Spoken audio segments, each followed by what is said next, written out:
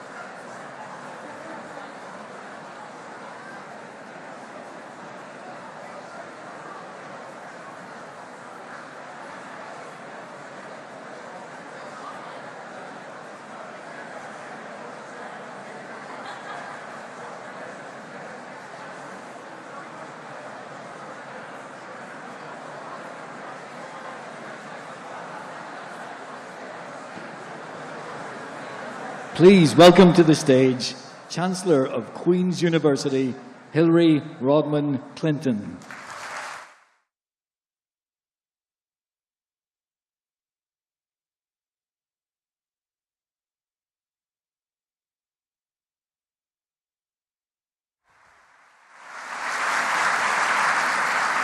Thank you all so very much, and it is a great honor to be joined here today by Prime Minister Sunak and Taoiseach Varadkar and Vice-Chancellor Greer, along with Bill Clinton. I want to thank everyone for the last extraordinary days of events, and especially to the students, professors, and administrators here at Queen's whose hard work made this conference such a success. Yes, let's give them all a round of applause.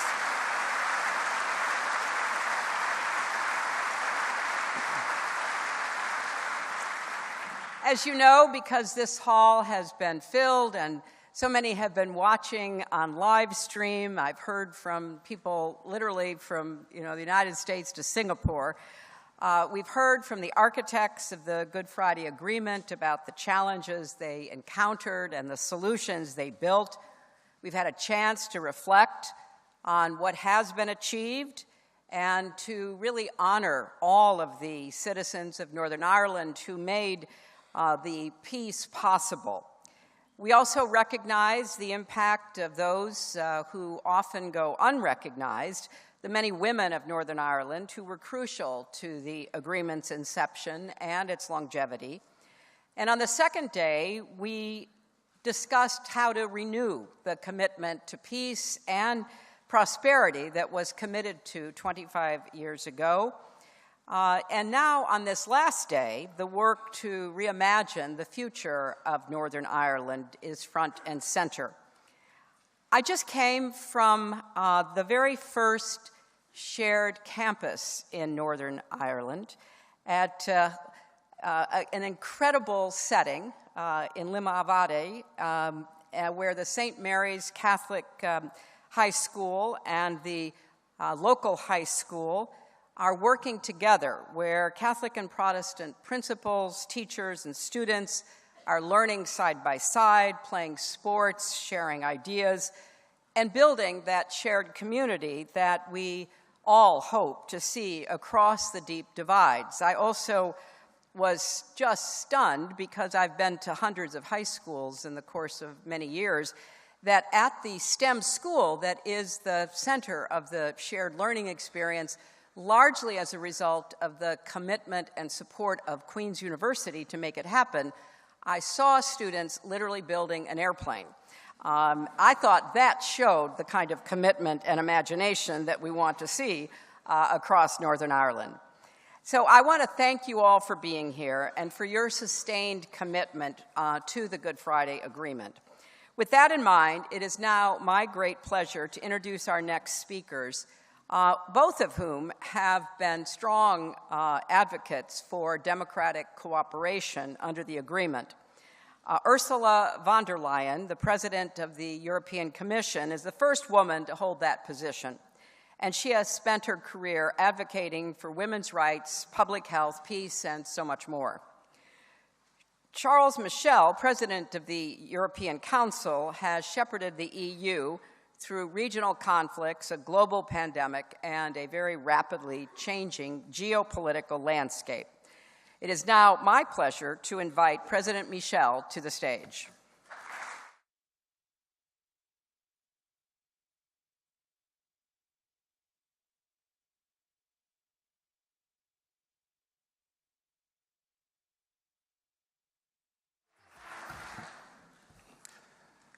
Dear Secretary Clinton, dear Prime Minister Sunak, dear Taoiseach Leo Varadkar, dear President von der Leyen, Excellencies, ladies and gentlemen. Brother Roger of Taizé, a Christian leader who devoted his life to reconciling different Christian denominations, once said, "Strength and courage is when someone can shake hands and listen to the other, despite past divisions. It was precisely this strength and courage 25 years ago that led to the Belfast Good Friday Agreement, a remarkable and rare achievement that largely ended 3 decades of fighting in Northern Ireland, especially rare when we look at the arc of human history, full of unsolved conflicts that continue to divide peoples, leading to entrenched suffering generation after generation. Yet, right here in Northern Ireland, against all odds, a peace deal was reached and a new hope took root that day. It was not the end of the journey, but it was a new beginning, ending armed conflict and securing the rights of all people in Northern Ireland. And that's why we come together today to mark this anniversary of this historic deal. It's our duty to keep the spirit of the Belfast Good Friday Agreement alive, just as it was born 25 years ago. We pay tribute, first and foremost, to the people of this land, the countless unsung heroes. Yes, I call them heroes, the visionaries who imagined a society reconciled with the past and able to look to the future, a future forged in peace, free from violence. All the people of this land willing to embark on a journey towards reconciliation. The politicians, the treaties, the agreements, they are all crucial to the process. But it's the will of the people that's the steely backbone, the vision for what Northern Ireland can be. Thousands of unnamed people over many years worked to unlock this agreement in politics, public life, religion, civil society. The full story of this peace agreement cannot be told without acknowledging their brave contributions. Without the will of the people, the Good Friday Agreement would be just another paper in the Museum of Failed Peace Deals. And I'd like to pay a particular tribute to the women of Northern Ireland, like Betty Williams and Maureen Maguire. And of course, we can never forget the enormous contributions of the visionary leaders like John Hume, David Trimble, Bertie Ahern, Tony Blair, Bill Clinton, George Michel, and so many others. Their efforts, your efforts, ensured that the people's will did not fall on barren ground. So today, we must protect the gains of this agreement and stay true to its principles of peace, respect, tolerance, because this is the best way to knit together a society that's stronger and more united on a land that's shared together. Ladies and gentlemen, dear friends, in the European Union, we also know the importance of the strong backing of our citizens. Without the support of the citizens, our union would not have seen the light of day.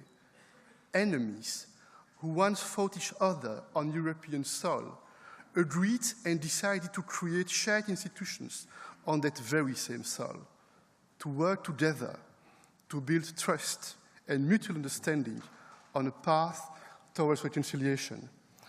When the UK and Ireland joined the EU together in 1973, they subscribed to this common vision. And over the decades, the contacts between British, Irish, and EU officials at all levels helped to cement mutual trust and understanding. European projects, one could say, helped to prepare the ground for the seed of peace to take root in Northern Ireland. It focused on improving the daily lives of people, on building alliances, not on identity and politics. It focused on practical issues like agriculture, transport, economic cooperation, but also rule of law and citizens' rights. Our goal was to foster our diverse identities while still uniting around these differences, and to build a strong single market, not to erase borders, but to make them less divisive, less important, less burdensome. We also know that transforming a vision into reality doesn't happen overnight. It requires a lot of hard work. Reconciliation, trust, and cooperation are not the work of hours and days, but months, years, and decades. And it takes willingness to compromise, to step across divides and to take risks. In Europe, we do not pretend to have all the answers, but we strive to provide a space to come together and to work together on a common vision for our common destiny. In this same spirit, the EU was quick to respond after the first ceasefires in Northern Ireland in 1994. The European Commission, President Jacques Delors, simply asked, what can the EU do to help build lasting peace? And this led to the creation of the EU peace programs, which have helped to foster peace and reconciliation between communities since 1995. The EU has also contributed to a range of infrastructure projects, like, for instance, developing the successful waterfront area here in Belfast, and many social projects, including those aimed at victims of the troubles on both sides of the Irish border. Ladies and gentlemen, in the EU, we remain fully committed to fostering peace and reconciliation in Northern Ireland. It's no secret that the United Kingdom's sovereign decision to leave the EU posed serious new challenges. For instance, the complexities at the border. For the EU, our main goal has always been to make sure that Brexit does not undermine the Belfast Good Friday Agreement, and that it does not resurrect the borders and the divisions of the past. And that's why we have always worked to build trust, to find collective and, at times, imaginative solutions, and to move forward in a way that listens to and respects the communities in Northern Ireland. The recently agreed Windsor Framework does precisely that. It provides a good opportunity to build a more positive and stable relationship between the EU and the UK, to work better together, to build trust together, anchored in our shared interest and our common fundamental values. I think it will provide greater certainty and predictability for the people and businesses in Northern Ireland. It is you, the people of this fine land, that must decide your future together. This is the only way to build a stable and prosperous future. Ladies and gentlemen, your country has changed beyond recognition over the last quarter of a century. Today, you have peace in Northern Ireland, and you have something more, something that can only be achieved through peace. You have greater prosperity. And for this reason, it has become a model for solving other entrenched conflicts across the world, some of them in Europe. The Belfast Agreement also represents the product and the high point of another era, an era when the values of liberal democracies were preeminent in the world. In the past 25 years, the world has changed dramatically. The September 11th attacks, the wars in Iraq and Afghanistan, the global economic crisis, the climate emergency, COVID-19, and now Russia's war against Ukraine, where we see the tragic consequences of war. In these turbulent times, two great allies, like the United Kingdom and the European Union, we need each other more than ever. We stand together. We stand together to tackle common challenges like climate change. We stand together to uphold human dignity and human rights. In this increasingly dangerous world, Northern Ireland and the Belfast Good Friday Agreement are a powerful symbol of what our shared values can achieve. Let's continue to build on this unstoppable belief in the potential of peace, for more freedom, more prosperity, more democracy for the people of Northern Ireland and for all people across the world. I thank you.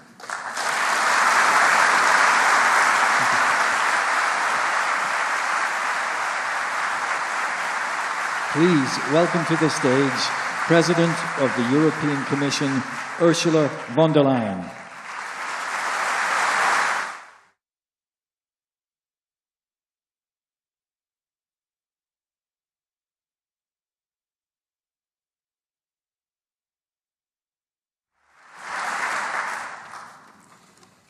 Prime Minister, Taoiseach, Chancellor Clinton, President Michel, distinguished guests, ladies and gentlemen, dear friends. Allow me, first of all, to thank Queen's University of Belfast and you, Secretary Clinton, for this incredible event. It is an opportunity to thank and praise the architects of the Good Friday Belfast Agreement, but also to look at our friendship between the United Kingdom and the European Union, and most importantly, to look at the future of peace in Northern Ireland. Allow me to begin with a personal memory. In my 20s, I studied in London. I fell in love with this vibrant and vital city, colorful and cosmopolitan. It was in the late 1970s, and a few years earlier, the women's peace movement in Northern Ireland had won the Nobel Peace Prize. But the hope, inspired by that recognition, had largely ebbed away. So during my time in London, when I heard about Northern Ireland in the news, it was a story of conflict, of bombs and violence in the streets. Today, my children are in their 20s, and they have learned a completely different story, a story of reconciliation and hope, a story of economic and social progress. For young Europeans, Northern Ireland is today a cool place. It's a place of music, film sets, and stunning landscapes. This brighter reality is only possible because on Good Friday, 25 years ago, the leaders and the people of Northern Ireland decided to plant a seed in soil previously stained with blood and tears. And it is the seed of peace and possibility for new generations, which has been growing defiantly ever since. Today, we pay tribute to all those who planted that seed.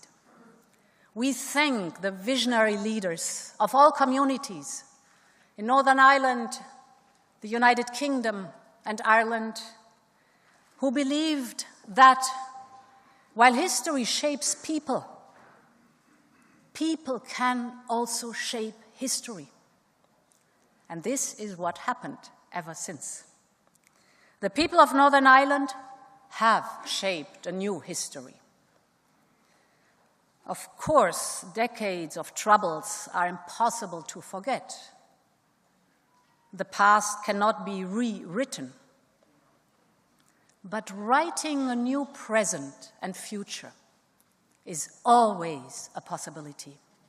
And that is exactly what the people of Northern Ireland have decided to focus on. Being the master of your destiny. It is in this mindset that my first meeting with Prime Minister Sunak took place. It was at the United Nations Climate Conference in Egypt at the end of last year. And since that first meeting, we agreed to focus on the road ahead more than on past disagreements. Because the challenges ahead of us are daunting. For the first time in decades, large-scale war is back in Europe. The foundations of peaceful coexistence in our continent have come under attack. And this concerns all Europeans, not only Russia's closest neighbors. The European Union and the United Kingdom are in this together. We both want to uphold Ukraine's sovereignty and territorial integrity.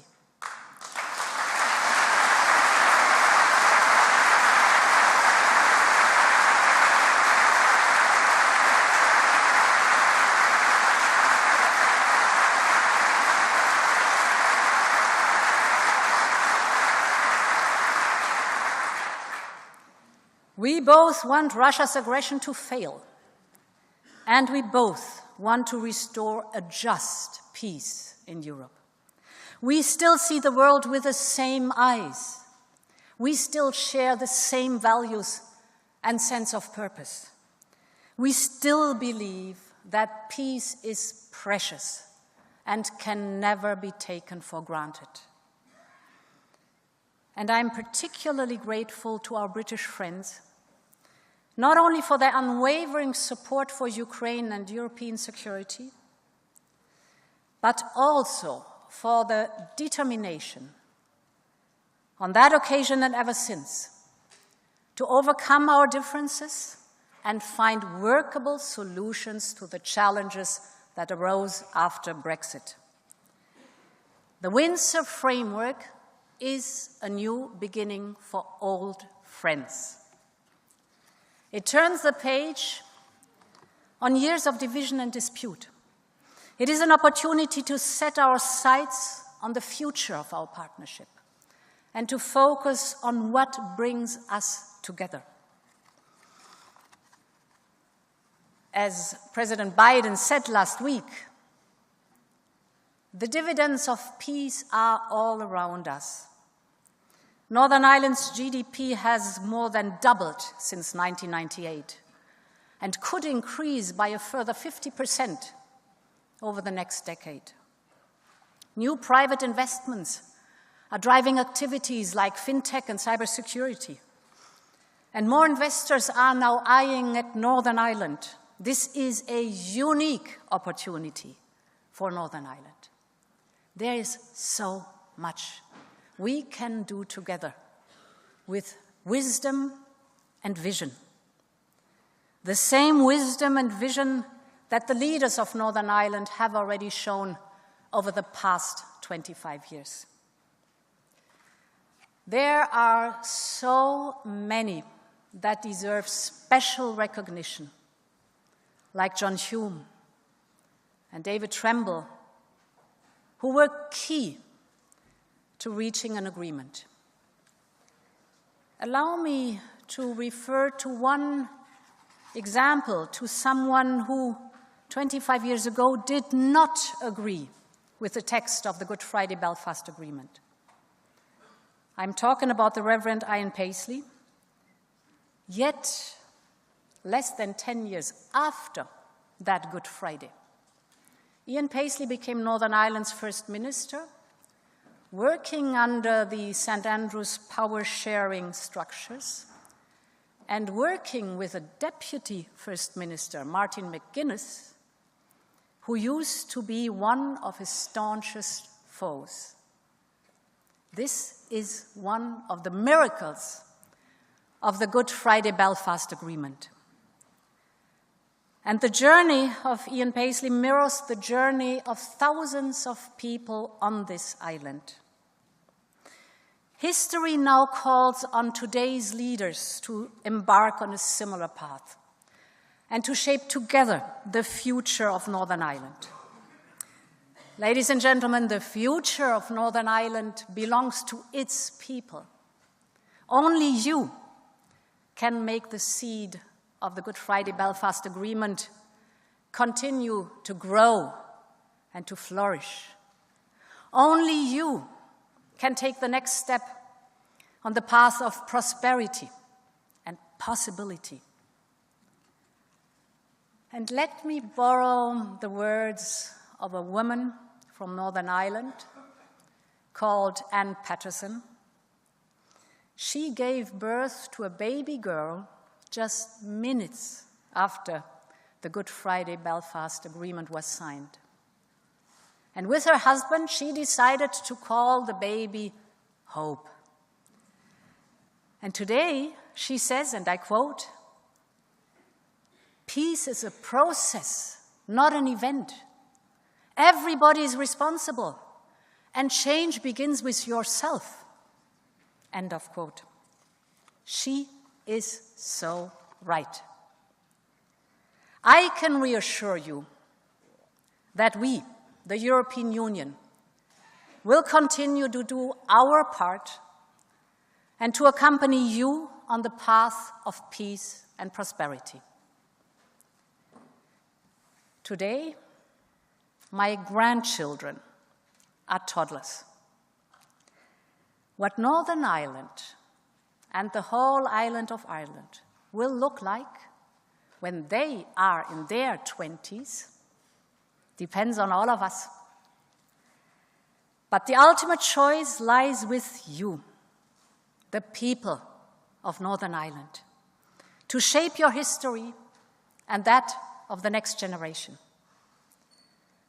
The gateway to a bright future is open. All you need to do is walk through it. Thank you very much.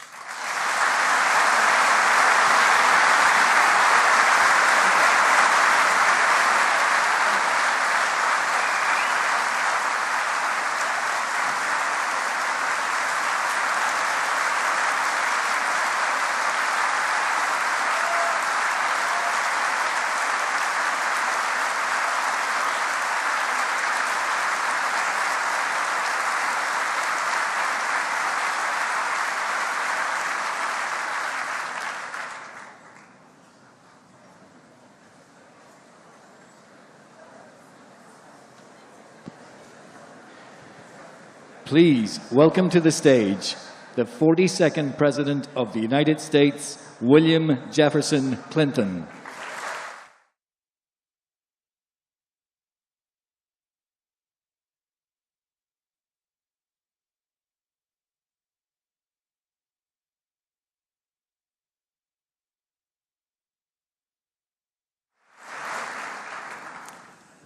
Thank you very much. I have been here so long that I am reliably informed that I will owe taxes if I'm not gone in 48 hours.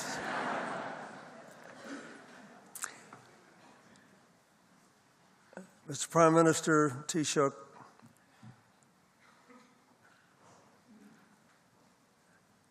I got to hear President von der Leyen, all distinguished guests, and thank you, Bertie Ahern, for sitting through one more talk of mine. And to all of you, I have loved this. I've watched a lot of your panels at these last two-day meetings on live stream. And then I've had unique access to your Chancellor to get a daily report on what happened. I thank her and Vice-Chancellor Greer and all the people here at Queen's for making us all so welcome. In many ways, the students I've seen here and the faculty are a metaphor for the future we hope to see in Northern Ireland, with people of all backgrounds from all around the world living and working together. I must say,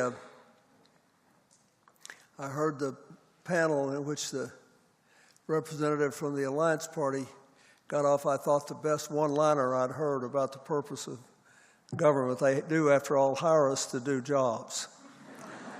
So I would ask you to indulge my attempt to downgrade the rhetoric and upgrade the reason. I was in Derry yesterday with Mark Durkin and others, and I'm emotionally spent.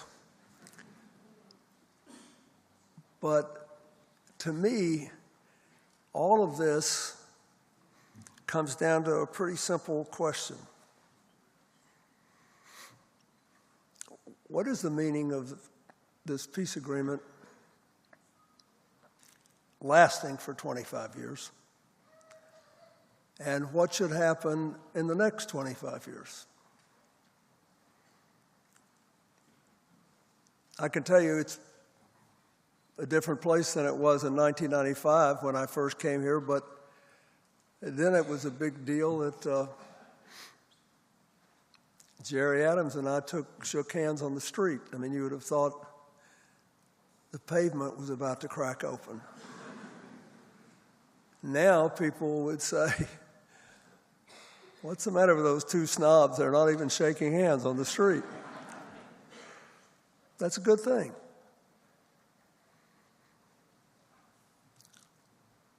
But it's lasted 25 years. Most peace agreements fall apart in less than a decade. That's worth remembering. So first, why did it last? It lasted, I think, because the people demanded it. It lasted because the process was really good, and Senator Mitchell did a brilliant job of leading it and negotiating it. And the parties knew what they really needed, which was knowing that they all would have a voice in the future of Northern Ireland, and it mandated cooperation. It forced it in a way that few agreements do. There would be renouncing violence, shared decision-making, shared economic benefits. Prime Minister Ahern gave up the Irish constitutional claim to the counties of the north, and in return the agreement said that this area would have special relationships with the Irish Republic while maintaining its presence in the United Kingdom. And it worked, except when it didn't, when the government went down. But that was a perfectly predictable result, because whenever you make a big deal like this and people have to compromise, and everybody wants to compromise, then they wake up the next day and a certain number of people who almost always vote in elections have buyer's remorse. And they say, oh my God, what did I just agree to? So that helps people who are perceived to be stronger and will bargain harder. And it makes the governments more vulnerable. So we went through periods of the government's going down and up and down and up. But now, the government's been down a long time, and a lot of efforts have been made to get it back up. And this Windsor Agreement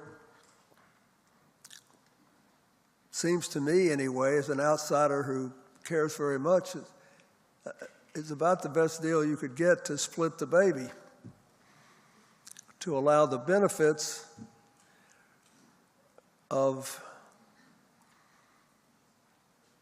access to the European markets and the necessity of access to the UK market to be reconciled in a way that will permit the best of both worlds, something that, as far as I can tell, nobody else with this kind of access to the EU has in their domestic market. I don't think there's anything quite like this. So do I hope it will be enough or that it can be tweaked a little bit? I certainly do. Because no matter how good any deal is,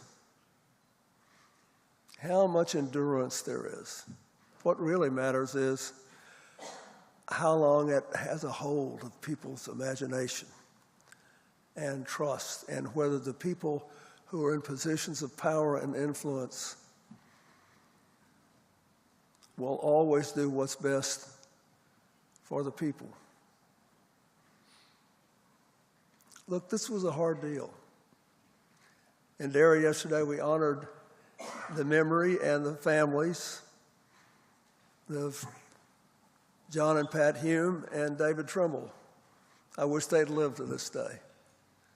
Lord knows they took enough licks. They earned the right to be here. But the good Lord had other plans. They knew, both of them knew, that they would suffer politically for their success.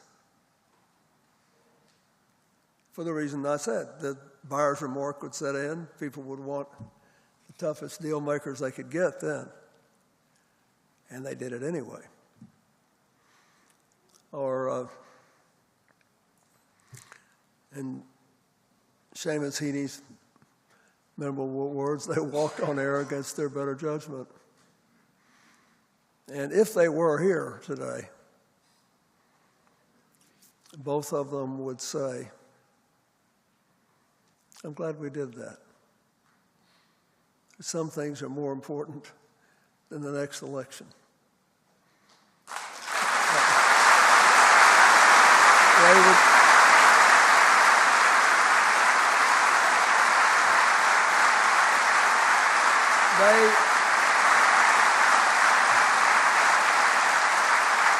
So we had popular opinion demanding peace. We had a good peace process with vigorous, able, comprehensive, combative leaders, and a great manager in George Michel. And we had organized support from important areas. There's a lot been made about the importance of women's groups here, and some of you, including your chancellor, have been on this for a long time, going back to the time of the peace process. But again, there's data that supports that.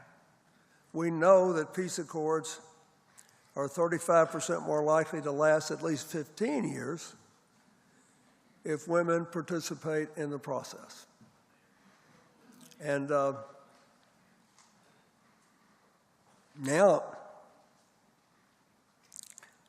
you know, I expect Jerry Adams to get some sort of international awards for women's rights, as the Sinn Féin has virtually purged itself of male leadership.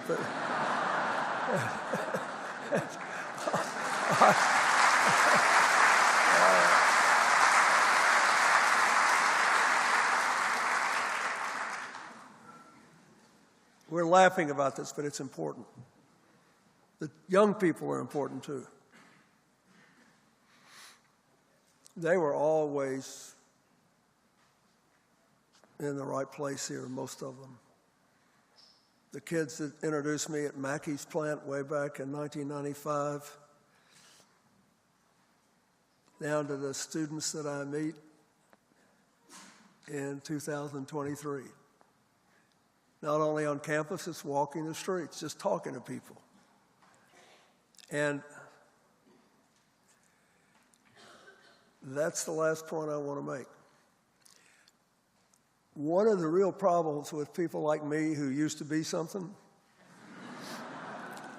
is that we love talking about what we did when we were whatever it was we were, as if, God, we were inspired and we were tough and we were brave and we were brilliant and we hardly ever made a mistake. And, oh, if only to people today were half as good as we were then, everything would be lovely. That's the biggest load of bull I ever heard in my life. Those of us who were there then should thank God every day that we were lucky enough to be where we were, to have an opportunity when time and circumstances permitted to play a small role in a big lift in the human condition. And that means,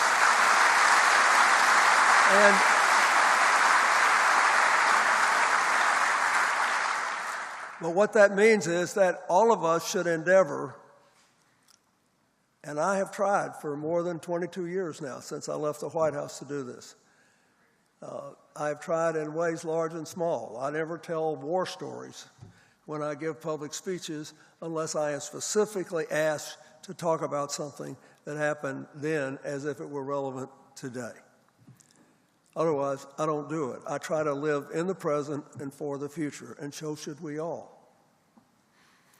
And that's why I'd really enjoyed, as much as anything else in this conference, is listening to all of you who have positions now talking about what we should do.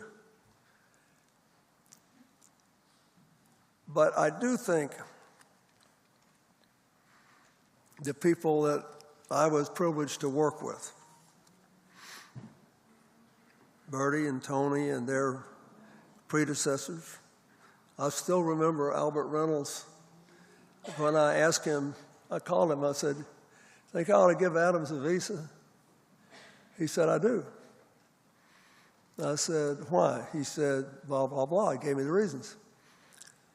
And I said, I'll probably get the hell kicked out of me. He said, you will. But you should do it. I was lucky that I had people to talk to from the beginning who talked straight and shot straight. What is the future about? The future is about, now that I think the biggest roadblock to that Brexit posed for Northern Ireland's political and economic future has been dramatically mitigated, is to figure out what the heck else is practically at issue here. Not rhetorically, not ideologically, practically at issue. What else needs to change to protect the day-to-day legitimate pursuit of making a living and deal with it? But this whole deal was never supposed to be an engine of obstruction. The agreement was never supposed to be used to make sure there could be no self-government, to make sure people should give up on it. And we know what the votes were in the last election. We can add them up. There are allocation of seats in the parliamentary body, and it's time to get the show on the road. And I think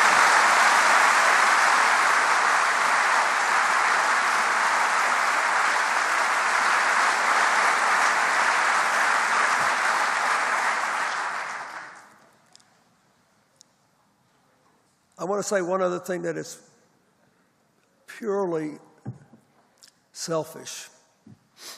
I mean, not for me as a citizen, as a father, as a grandfather. I am really worried about how politics has drifted away from serious issues that affect people's daily lives into identity issues which are subject to infinite twisting and are the main purpose of them is to convince people that some of us are more human than others, some of us are more worthy than others, and that our differences matter more than our common humanity. And it's worked out better than I ever thought it could. I'll give it to the people on the other side. They've proved that if you just keep telling people long enough that the, infidels are at the gate and we're about to go to hell in a handbasket and all this stuff that goes on in the United States and lots of other places in the world, it's worked better than I thought it would. But there is a half-life to it, and people do get sick of it. And the basic decent humanity you see in almost everybody, person to person, eventually reasserts itself. The most lyrical description of it I've seen in modern literature is the end of Isabel Wilkerson's great book, Caste, where she's a widow and one of her 2 children has just died. She's been through hell. And her husband, when he was ill and knew he wasn't going to live long, had meticulously written out instructions for practical things. Who do you call if the plumbing fails? So the water was dripping in her basement, and she looked at her husband's notes, and she called the person. And the guy shows up, and for those of you who don't know her, she's a distinguished black academic at Princeton who's written a lot of wonderful books. And caste compares the caste system in India with the race situation in America. But it's really about modern life.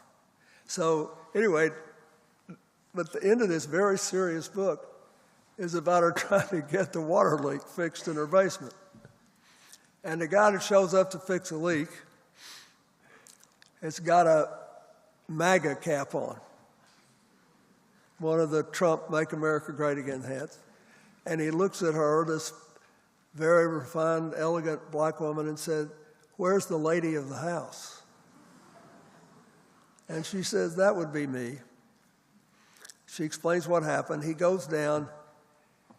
There's water everywhere. He says, "Well, we got to move these boxes." And at first, he makes no attempt to help her. And then he says,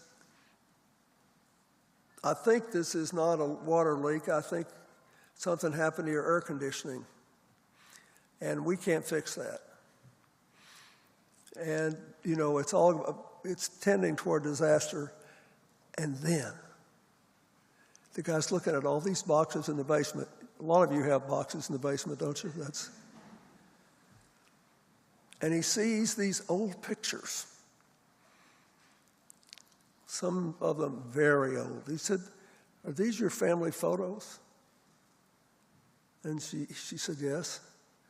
He said, "You know, you got to do something about these. These are beautiful pictures, and they could get ruined." And he starts helping her move everything away from the leak. And then he says, "I want to give you somebody you can call about this air conditioning thing. The guy's very honest and won't cheat you. He'll give you good prices." And then the next morning, he comes back to her house to make sure that she got the guy, and he's going to fix it. And all of a sudden, he's dealing with this woman who had once symbolized something he thought he had to rail against, as if she were a real live human being. In other words, he's doing what all of you did 25 years ago when you started this, living as a real live human being. When I was a little boy, my mother told me one day, I came home furious, and some thug had done something at school I thought was terrible. She said, "Bill, he tried to make you mad, didn't he?" I said, "He did." And he said, "He did make you mad, didn't he?" I said, "Yes." She said, "Anybody whose only goal is to make you mad is not your friend." So you can never stop thinking. You can never stop feeling. So look, I know what I would do. I think if I had some job in the British government or the Irish government or the Northern Ireland political system tomorrow, but that's not nearly as important as you doing it.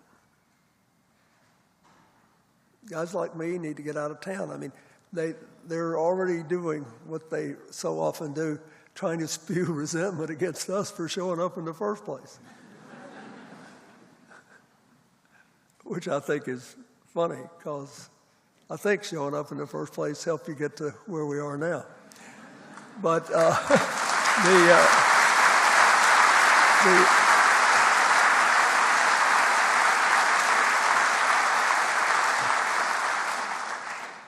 Do you still have problems? Sure.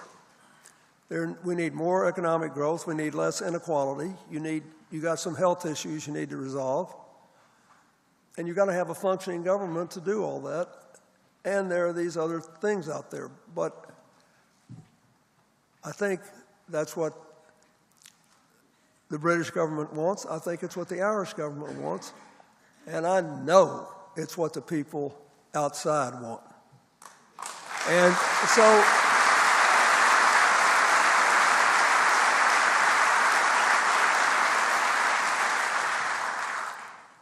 so I thank you for giving me an unforgettable week.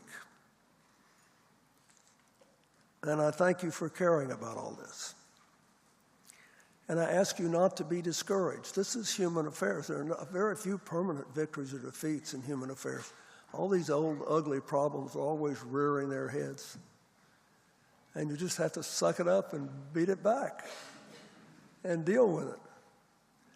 You'll be fine if you remember what got you here. You are no longer walking on air against your better judgment. If Seamus Heaney were still alive and he were here, he would say, we walked on air against our better judgment. Now you have a hard floor to walk on. For God's sakes, get up and walk. So,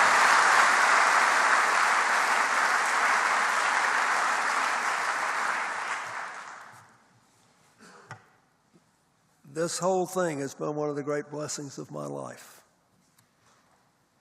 And I can't wait to see what you do with it. God bless you. Thank you.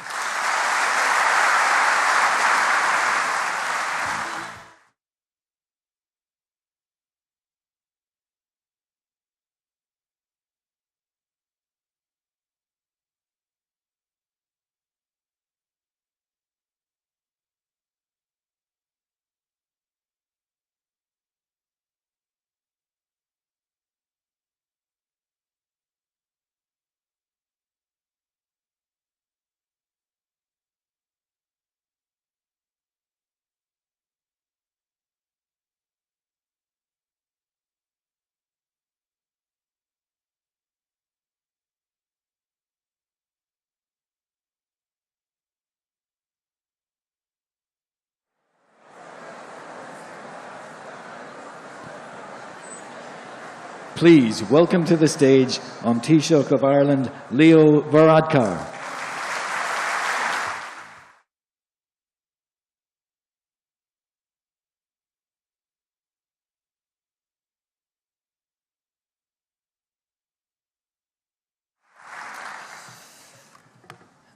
Díomh go léir, tá an-áiseach bheith anseo nniu an Ollscoil Banrain I mé feirste agus gur míle mágat don curú a bheith anseo inniu leabhart libh. Good afternoon, everyone. Secretary Clinton, President Clinton, a very hard act to follow. President von der Leyen, another very hard act to follow. And President Michel, University President in Greer, and honoured guests. First of all, my thanks to everyone here in Queen's for what has been a wonderful conference hosted over the past 3 days. I've had the opportunity to follow it from Dublin, to catch it on the news every evening, and it's been really worthwhile. So thank you so much to all the organisers for making this happen.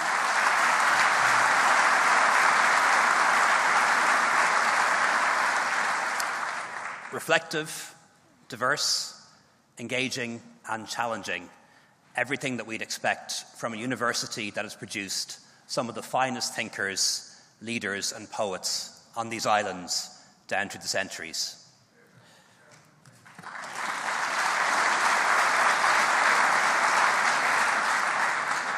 The Good Friday Agreement, concluded 25 years ago, challenged our assumptions of what we once thought possible.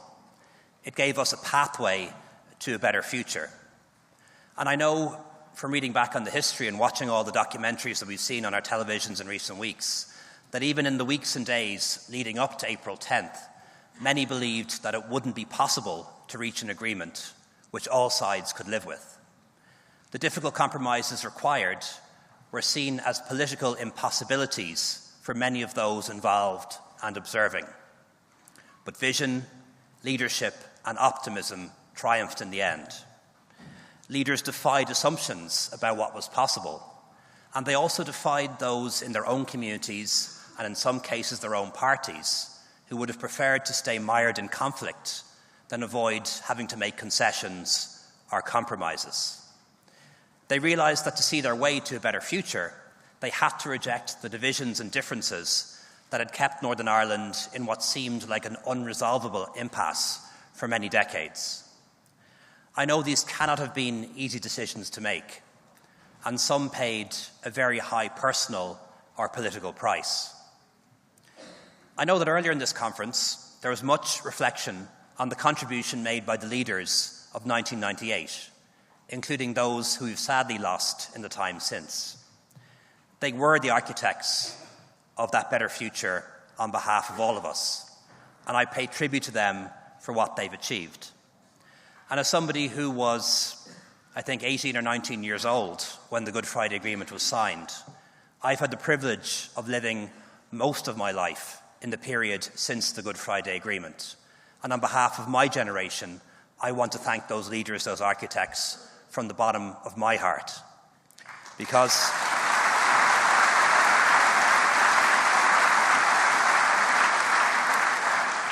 I know without the courage and vision of those leaders from right across political traditions on these islands, the last 25 years would have been very different.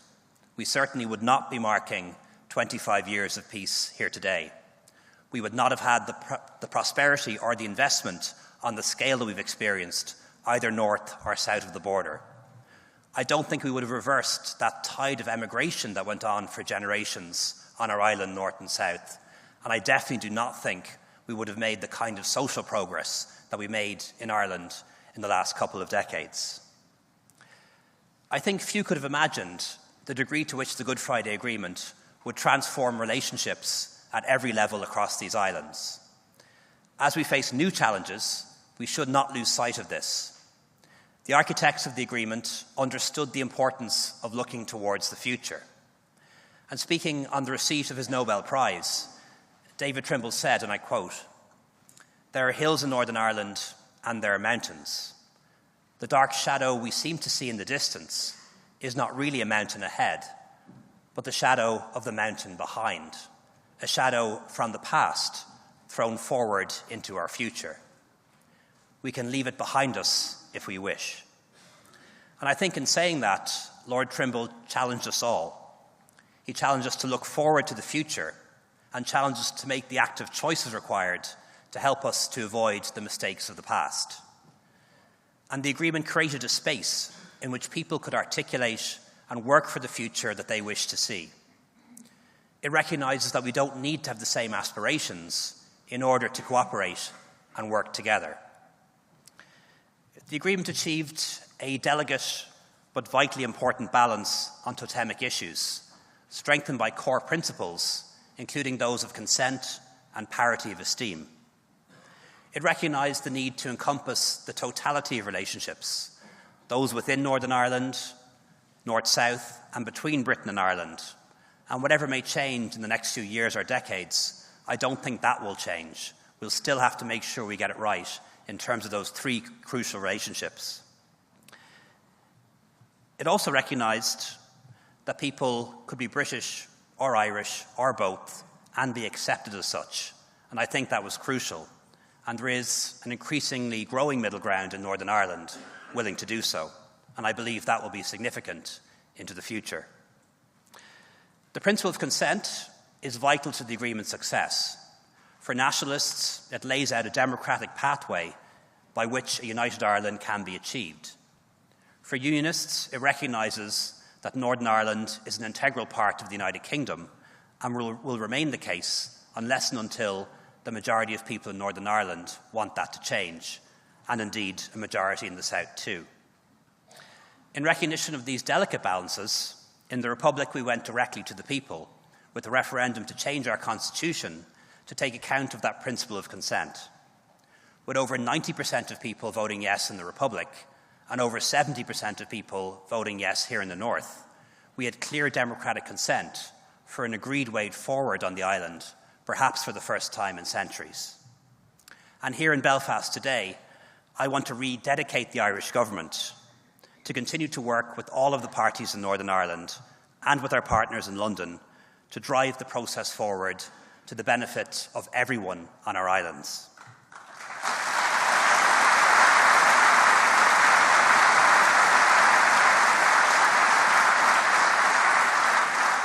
And so, both governments have an ongoing obligation to honour and implement the agreement. And that's why I'm so pleased to be here with Prime Minister Sunak today, having a meeting later on here in Belfast. The peace process, I believe, has always been at its strongest when the two governments have worked hand in hand. And Northern Ireland works best when the two governments work together with an agreed strategy. A partnership approach, often based on difficult decisions, has been decisive in driving things forward at crucial points in the past. The 1985 Anglo-Irish Agreement, signed by Margaret Thatcher and Garret FitzGerald, the Downing Street Declaration, agreed by Albert Reynolds and John Major, and the Good Friday Agreement itself, and all the milestones that it followed, were only possible because of the joint approach from the two governments. And to quote the Prime Minister, the agreement was born of partnership together. And I believe we can make the Good Friday Agreement fulfil its promise for reconciliation and shared achievement. Colleagues, I'm particularly delighted that so many of our international friends are here with us today. While the agreement belongs first and foremost to the people of Britain and Ireland, it was built with the help of our partners from around the world.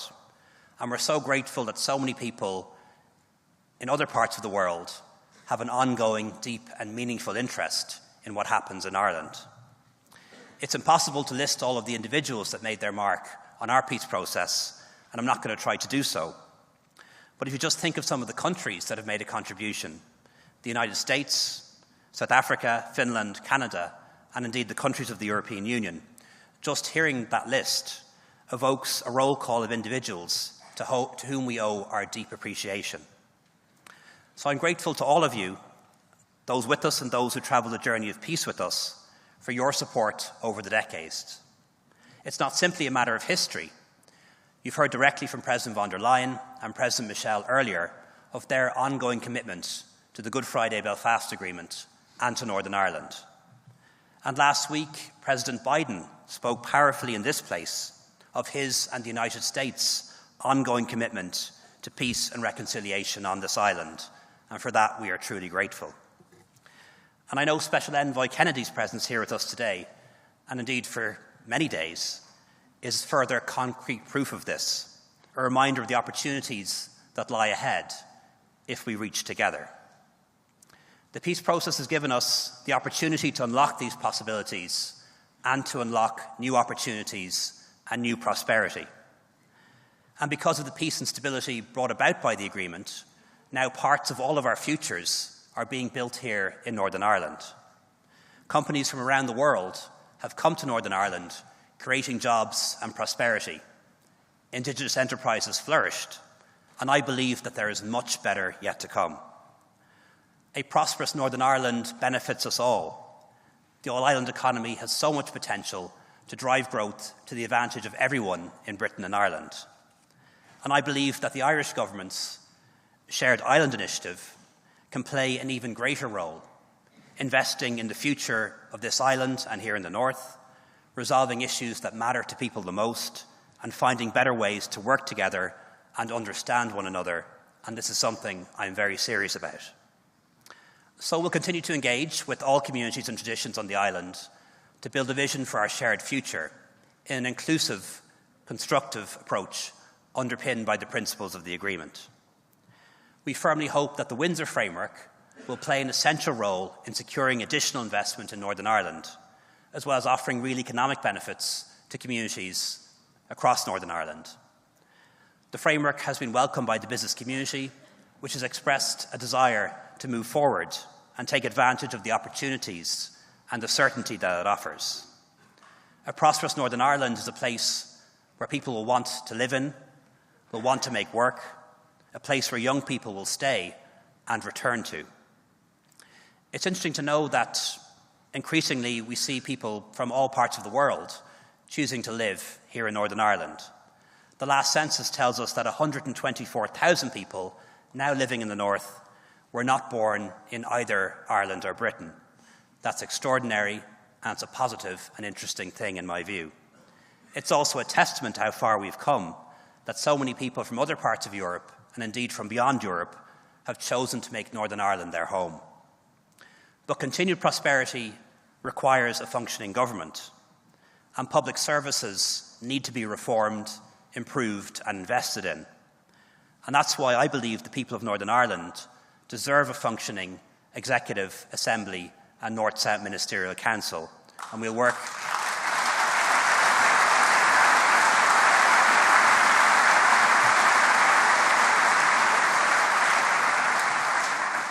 And so the challenges of today require Northern Ireland's leaders to make the decisions that affect the communities on the ground. In conclusion, I believe that the Good Friday Agreement, above all, was about defying historical expectations. And we need that kind of leadership still. Speaking after the agreement was concluded, John Hume said, and I quote, "Unionists and nationalists have at last taken the future in their hands. They've seized control of their history rather than letting history hold them in thrall. It's incumbent on Northern Ireland's political leaders today to take the initiative, to see past the shadow of the mountain behind, to seize control of their history, to seize control of their destiny, and to lead people into a better future. And we, as co-guarantors of the agreement, will be here to help every step of the way." Thank you very much.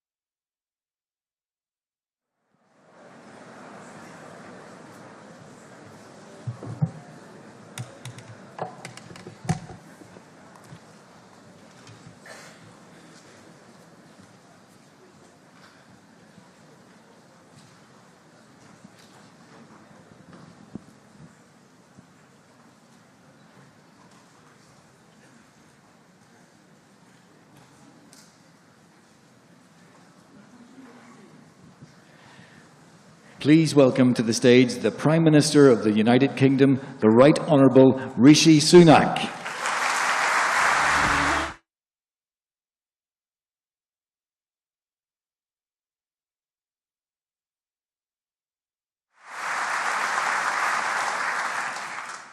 Good afternoon. The Belfast Good Friday Agreement will always be remembered as one of the most extraordinary political achievements of our lifetimes. Because step by step, faltering at first, people on all sides began to do things that were once unthinkable in the search for peace. But you don't need me to tell you that, because many of you in this room created it. It's humbling to be with you today, and with the people of Northern Ireland, who have endured so much. After 3 long decades where violence and terror were part of everyday life, a generation has grown up in a place that is vastly more peaceful, more prosperous, and more at ease with itself. Now, of course, we meet here today in circumstances that are far from perfect. But my argument today is this: the Belfast Good Friday Agreement remains the best and only foundation for peace and prosperity. And if we can take inspiration and instruction from the way peace was achieved 25 years ago, we can fulfill the true promise enshrined in that agreement. The promise of stable, devolved government, a prosperous economy, and a more united society. That's the future for Northern Ireland we must build.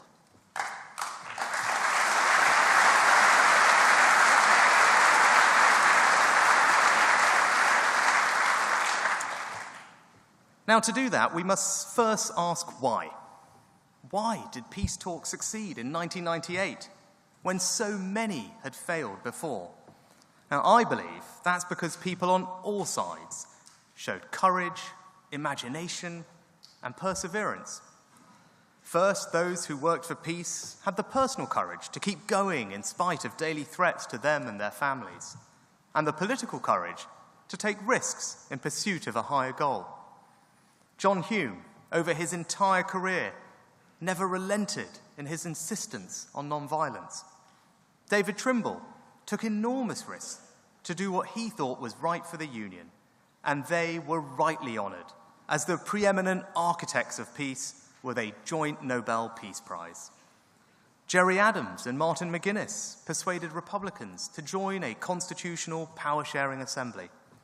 And, encouraged by the intensive efforts of Mo Mowlam, the leaders of loyalism also lent their weight behind the deal. Female leaders from the Women for Peace and the Women's Coalition worked so hard for peace.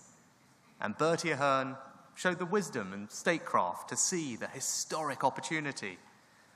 At a critical moment, he recognised Unionist concerns over the proposed North-South arrangements and stepped back. Trimble himself, in his last public appearance at this university, just weeks before he passed away, embraced his old counterpart and thanked Bertie for giving him the space to act. These acts of courage were more powerful than 1,000 bombs and bullets, because there is nothing glamorous about violence.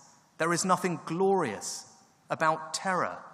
Squalid acts are always justified with some false dream about what they will achieve, but they have never worked, and they never will.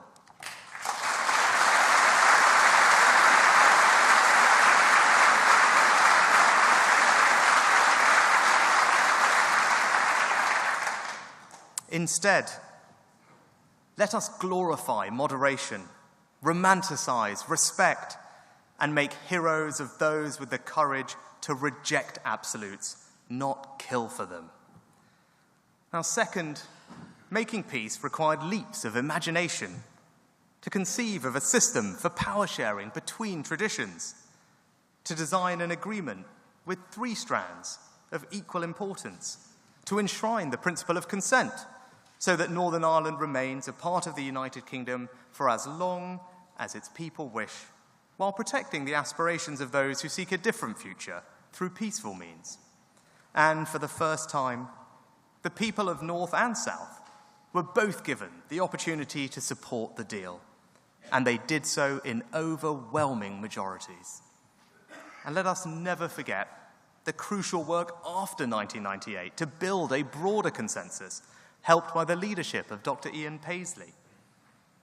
And third, the peace took extraordinary perseverance. In the aftermath of the Shankill bomb and Greysteel massacre in 1993, many thought the peace process was over. But just 2 months later, John Major and Albert Reynolds delivered the Downing Street Declaration. George Mitchell persuaded all parties to sign up to the principles of democracy and non-violence, without which the talks could not have begun. And in the difficult final hours, President Clinton's timely interventions helped get the deal done. And whenever people walked away, Tony Blair sought to bring them back, always committed, always attuned to the concerns of all parts of the community. Together with Bertie Ahern, he showed us what's possible when the UK and Irish governments work together, a partnership I know will continue alongside my friend, Leo Varadkar.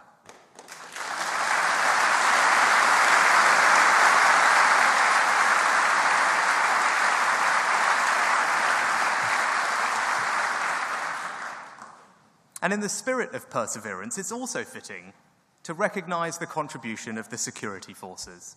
Now, like my predecessors, I acknowledge that at times they made mistakes.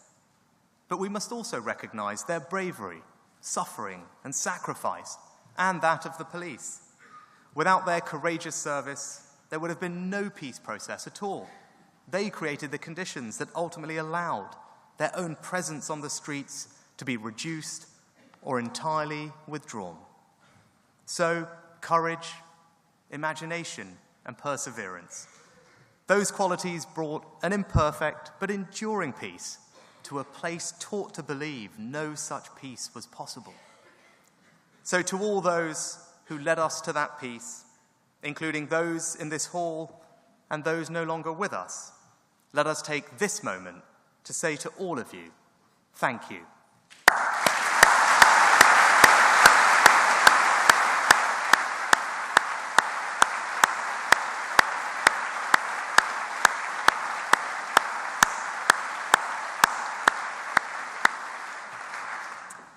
Now, for those of us like me who inherit this extraordinary, even intimidating legacy, our challenge today is to fulfill the promise of the work that you began. To honour your legacy, we need to create a more stable, devolved government in Northern Ireland. And that means getting the institutions up and running.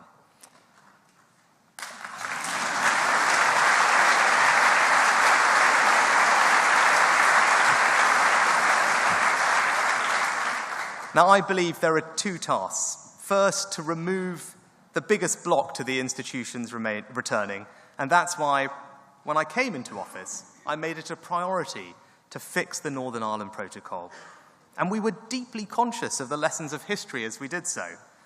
That's why our aims were to balance and respect the aspirations of all parts of the community, protect the relationships between East and West as much as North and South, and persist through careful, detailed negotiation. And I pay tribute to Ursula von der Leyen, who I'm so pleased to see here today.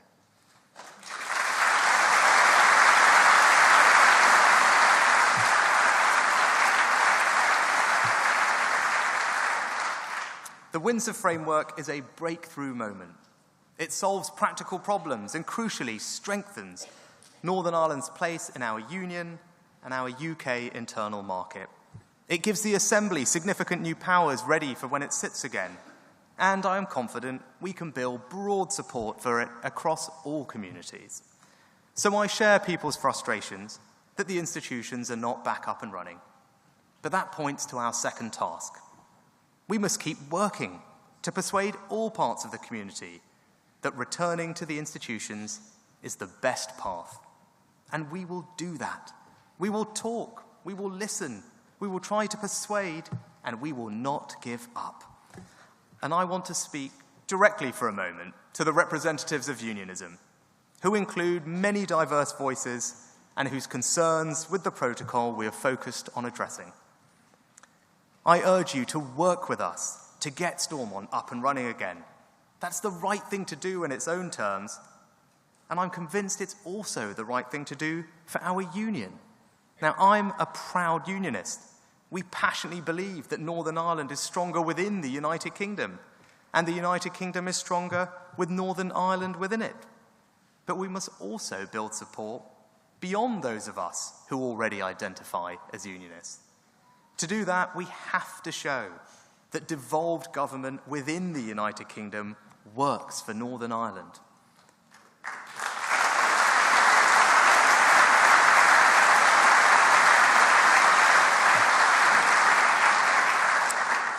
The fact that the institutions have been down for 9 of the last 25 years should be a source of profound concern. Over the long term, that will not bolster the cause of unionism. I believe that deeply. So we need to get the institutions up and running and keep them up and running. And let me also say to those who would seek to reform the institutions right now, I understand your frustrations, but history reminds us that nothing in Northern Ireland has ever been achieved by trying to get around one community or another. So any conversation about reform can only begin once the institutions are up and running again, and if it attracts widespread consent. The Belfast Good Friday Agreement left us an extraordinary and precious legacy. When we look back in 25 years from now, surely we should aspire for our legacy to be nothing less than this, that the institutions have been up and running for every single year.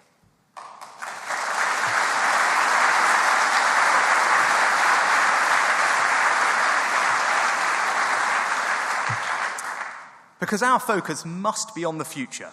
Getting the institutions back up and running is our most pressing challenge to honour your legacy. But that's only the beginning. Together we must fulfil the true promise of the 1998 agreement. That future enshrined in the very words of the text, of sustained economic growth, and where we tackle the problems of a divided society. I will give everything to help deliver that vision. Because I talked earlier about learning the lessons from history.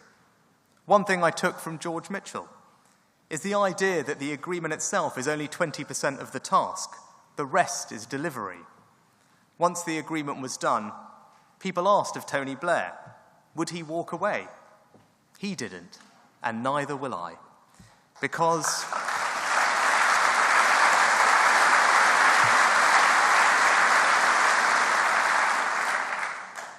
there is work to be done. So let me tell you what I'm going to do. First, economic growth. Progress has been remarkable. In April 1998, Northern Ireland had the highest unemployment rate in the United Kingdom. Today, it's the second lowest. But we need to do more. In 25 years, when we look back, I want to see that Northern Ireland has changed. From an economy too reliant on the public sector, to a thriving, dynamic economy built around the power and innovation of private enterprise. Now, I talk a lot about the idea of levelling up, about making sure young people can feel that they can fulfill their dreams and aspirations in the place they call home. That idea has particular resonance here in Northern Ireland. And we won't achieve it without a cascade of new investment to create jobs and opportunity. Now, that journey has already begun. Last week, President Biden came and told the world to invest here. Now, he didn't say that out of sentimentality. He said it because he can see the opportunity for American businesses and because of the enormous potential of this place. The potential of the people, resilient, ingenious, determined. The potential of your businesses, with world-class strengths in cyber, life sciences, financial services, and the creative industries, and one of Europe's most thriving startup scenes. I know that journey to prosperity won't be easy, and we aren't there yet. But this is my commitment to you. I will use the full force and power of the UK government to help you make one of this the best places in the world to start and grow a business, create jobs, train and learn new skills, and attract investment.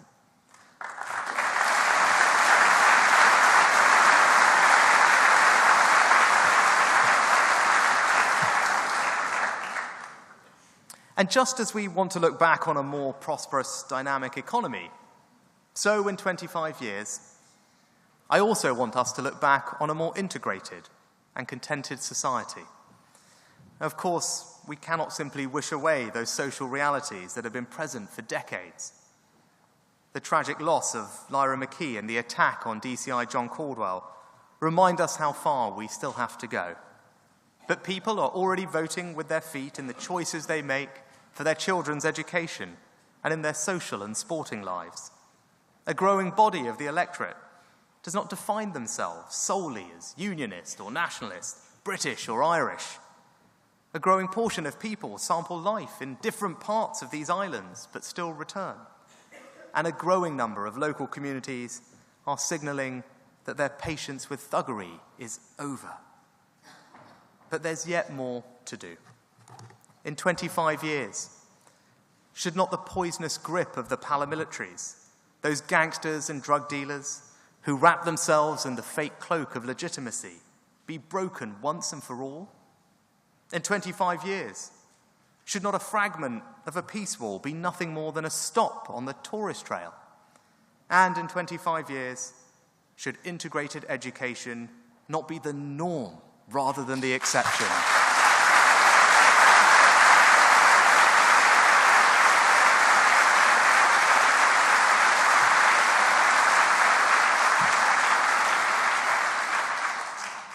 Of course, we won't build that better future overnight, and it won't always be easy.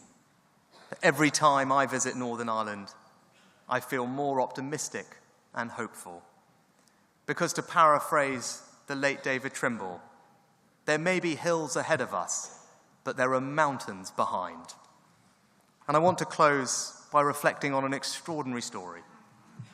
Just weeks before the agreement, two lifelong friends, Damien Traynor and Philip Allen, were murdered at Points Pass. One was a Protestant, the other Catholic. Now, the people who murdered them may have hoped to sow chaos and division and derail the peace talks. They failed, because the story of this remarkable friendship inspired one of the most decisive breakthroughs of the whole peace process: the agreement to share power between equal first and deputy first ministers in a co-premiership with one from each community. As Mark Durkan, the SDLP's lead negotiator, said at the time, the stories of Philip and Damien's special friendship could be a parable for the sort of society that we might create if we could reach agreement. And he was right. That is the promise of the Belfast Good Friday Agreement. And together we can and we must fulfill it. Thank you.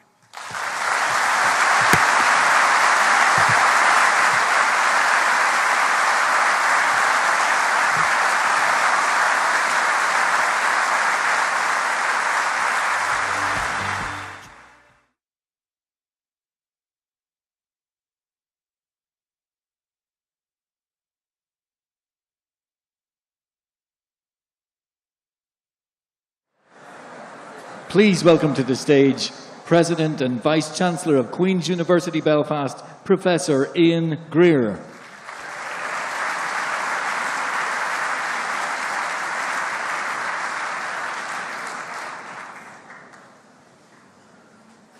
The last 3 days have been simply inspiring and frankly highly emotional.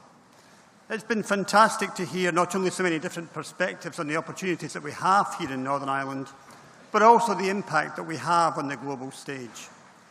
This afternoon we've had the chance to hear from so many leaders, all of whom inspired us greatly. Their very participation emphasised the importance that we have here in Northern Ireland to them and their communities. Over the last 3 days, we started by reflecting on the last 25 years, building on the peace that flowed from the Belfast Good Friday Agreement. And today we focused on the opportunities for the future. A recurring theme has been the importance of collaboration, the importance of partnership. Thanks to strong relationships, to strong partnerships, Northern Ireland is already a vibrant society. While there is still much to do and many bridges yet to cross, there are significant opportunities ahead, as you've just heard. By working together across universities, business, communities and government, we can create that quadruple helix that forms a virtuous spiral of growth and success. It's clear from every session throughout this conference, Agreement 25, that there is a collective determination to collaborate to make life better for everyone here in Northern Ireland, and Queen's is fully committed to that agenda. So we conclude we conclude Agreement 25 today with much hope. Hope that together we continue to drive forward an inclusive agenda of positive economic and societal change. So thank you again to all our speakers and panel members. Thank you to you, the audience, for your contribution, which was immense. Thank you to Team Queen's, which took an aspirational vision and turned it into reality. And finally, I opened this conference with the words of Seamus Heaney, and I want to close with them too.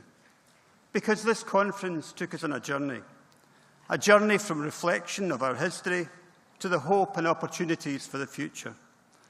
Through that journey, we brought perspective into the words of Seamus Heaney, because together in this hall, we made hope and history rhyme. I wish you a safe journey home, and thank you for your participation.